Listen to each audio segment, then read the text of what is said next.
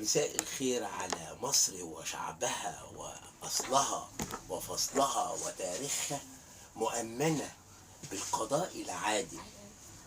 ومعايا الجيش الهمام بيحارب الإرهاب في كل مكان، وكانت شكوتي شكوة الغلبان. ولما جيت بصيت على حكايتي ولقيتها حكاية صاحب مهام. ولما جيت بصيت على ظروفي لقيتني راجل تعبان في المقام. ولما جيت ببص على حقوقي كإنسان مليش إرادة فيها، كانت منقولة من إيد لإيد كما بان. ولما جيت بصيت على زرعي وهو كان محصودي اللي لقيته من تعب إيدي، لقيتني راجل ربنا ابتلاني وفاكرني بالمهام، بأربع أو 3 أطفال كما بان، ومعاهم أمن وأمان. ولكن كان في إهمال لكل واحد فيهم كإنسان. ولما جيت ببص على ظروفه وجيت لقيت في غلط في كيانه، لقيت الغلط أحيانا بيبقى من حبيب المال.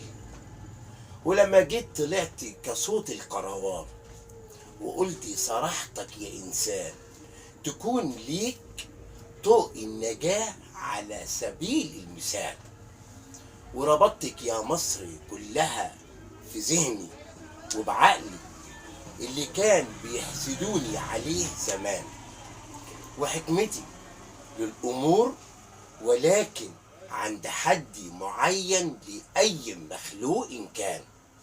ولكن بصيت على الأمن ورفع السلاح لجميع الظروف استهى على نفسي كإنسان، وحطيت شروطه وكانت شروطه صاحب مهام.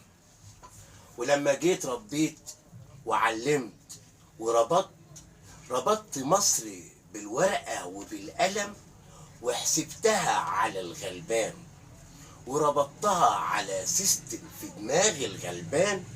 وأول ما ربطتها شوف ربطتها كان ازاي. بدأت أول قصتي بالشؤون الاجتماعية كما بان، حطيت فيها معيار وقست الدخل اليومي عليا كصاحب مهام. وقمت حطيت في عين الاعتبار الغلبان اللي هو مش لاقي عيشته الكريمة اللي يعيش بيها كإنسان. وبصيت على ظروفه الاقتصادية والحياة العملية لقيته يا عيني متهان. وبصيت على المسؤولية من الأكل والشرب والطعام وجميع ما يخصه من المرافق ورسوم تحصيلها للغلبان. وبصيت عليه كإنسان وربطته على سيستم بالنسبة للتربية والتعليم والاقتصاد والادخار كإنسان، حتى وأنا ما معيش المال. وفرضت المال اللي المفروض بينتقل لي عن طريق الميراث، ببص عليه كإنسان أكني لم يكن معايا في اللي جاي، لأن هنا كانت جميع مستحقاتي أنا وأبي كانوا منهوبين من زمان. لذلك بدأت قصتي لما تمنيت أعيش كإنسان ليا حقوقي السياسية والاقتصادية وحياتي الأسرية كمخلوق طبيعي لأي مخلوق عايش في أي مكان. استهى على نفسي وربطتها بالورقة وبالقلم، وحسبت كل ثغرة فيها، ما نسيتش جميل أي واحد فيها على ناصف بلال. ولكن كان الاختلاف إن إزاي تربط وتظبط وتعمل معيار للغلبان. لما تكون قاعد مش شايف ولا حاسس باللي بيتقال، ولكن كان أهم حاجة عند ناصر دلال هي الاعتماد على النفس والاستعانة للآخرين إن لزم الأمر في أي مكان. ولما جيت ببص على قصتي وشكوتي بدأت بحتة جواب كان موجود لسه قانونه جاي، وهو كان جواب المعوقين، كان جواب لسيارة سمها باب. ولما جيت ببص على حكايتي بدور على اسمي وتاريخي وظروفي كإنسان، لقيت كل ما أملك حواليا منهوب مني بالورقة وبالقلم كما بان. ربطت من خلاله سيستم كان فيه ضبط وأمن وأمان والحفاظ على ممتلكاتي وممتلكات الغير من غير ما أفكر لأي موظف في أي منشأة حكومية أيا من كانت فيها القرار. اعتمدت على نفسي على أحكام القانون ومؤمن عليه الحق والرحمن والصراحة والدغري في أي بيان يتقال، لأن هنا اعتمدت على ظروفي كإنسان، وجهت نفسي وعملت لنفسي معيار، عملت لنفسي خط أحمر من زمان. ولكن مش معنى ذلك إن أنا مش راجل أقدر أجيب حقي حتى لو كان القانون مش معايا كمان. بالعكس، كان أهم شرط عندي وكان أهم بيان إني أجمع داتي كإنسان أقدر من خلالها أثبت إن أنا صح ولا فعلا زي ما انتم بتقولوا بدور على ظروفي واستغل واستعطف بيها إنسان.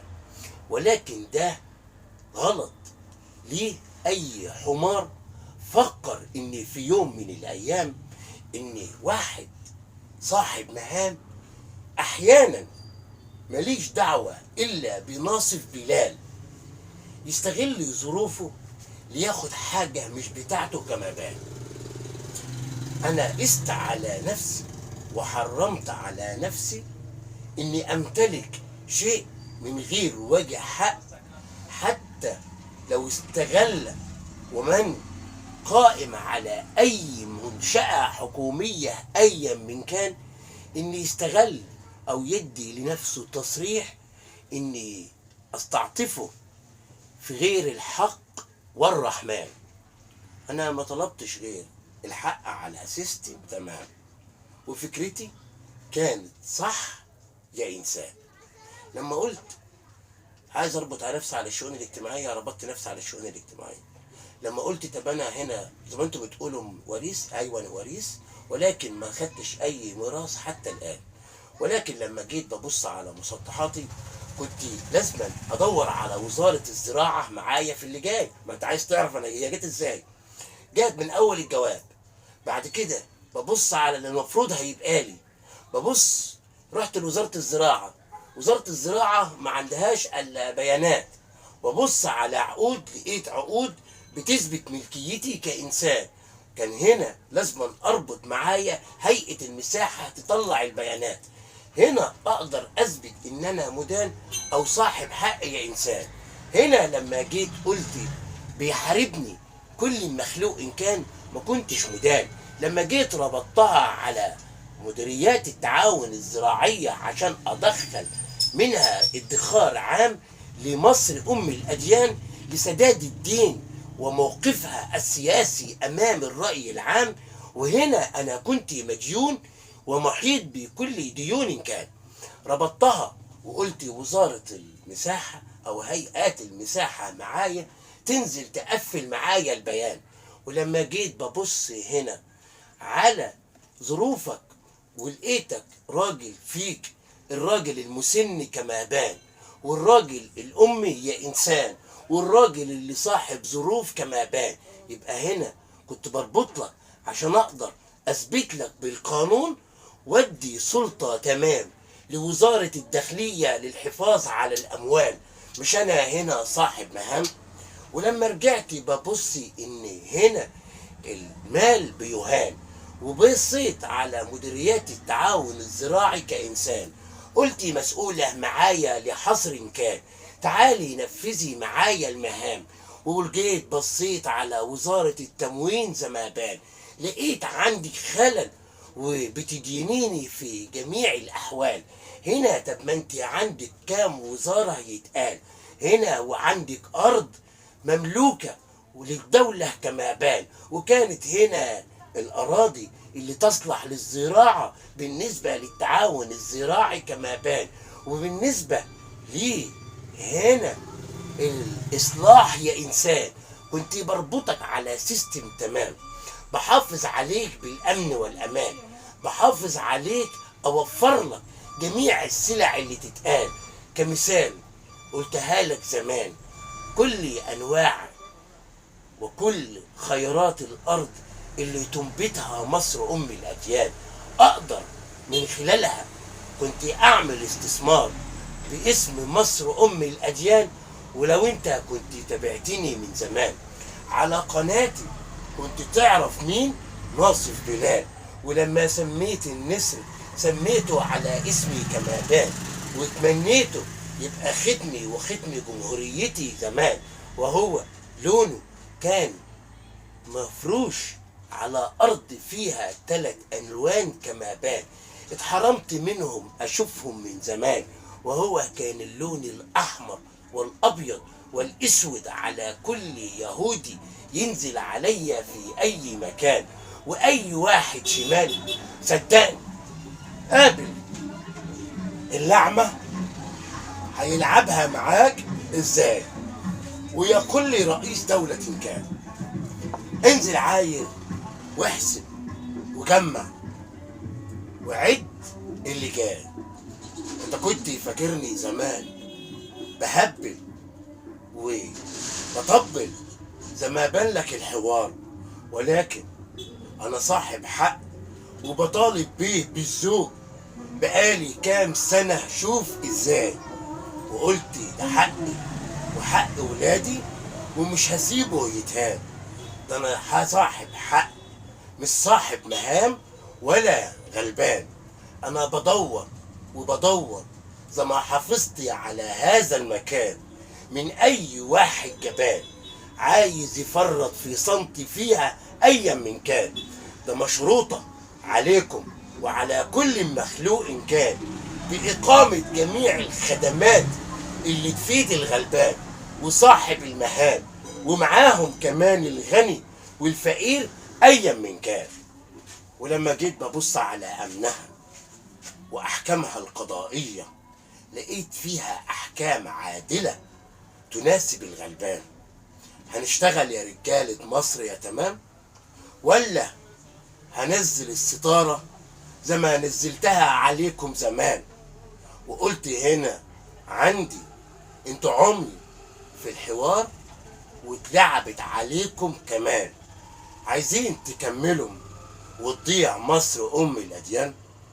انا شخصيا هدافع وبدافع بالورقة وبالقلم واحكام القرآن، ومعايا هيئة القضاء العادل في المكان، ومعايا جيشي اللي حاميني على حدودها، وهنا مقفل لي مداخل ومخارج البلد كما بان.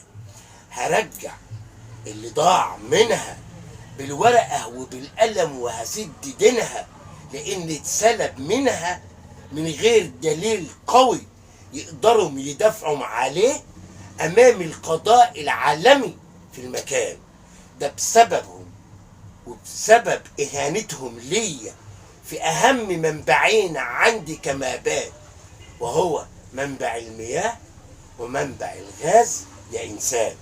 هدافع، ده انا عندي هنا ديون وخمول في جميع الوظائف كما بان. هحسب لك واعمل لك حصري تمام، هنشوف فيكم مين المدان. يا كل غلبان حقك وحق بلدك باسم القرآن اللي قال عليه زما نزل وكتب في وحي جبريل، ونزلوا كل سطر فيه لمحمد صلى الله عليه وسلم.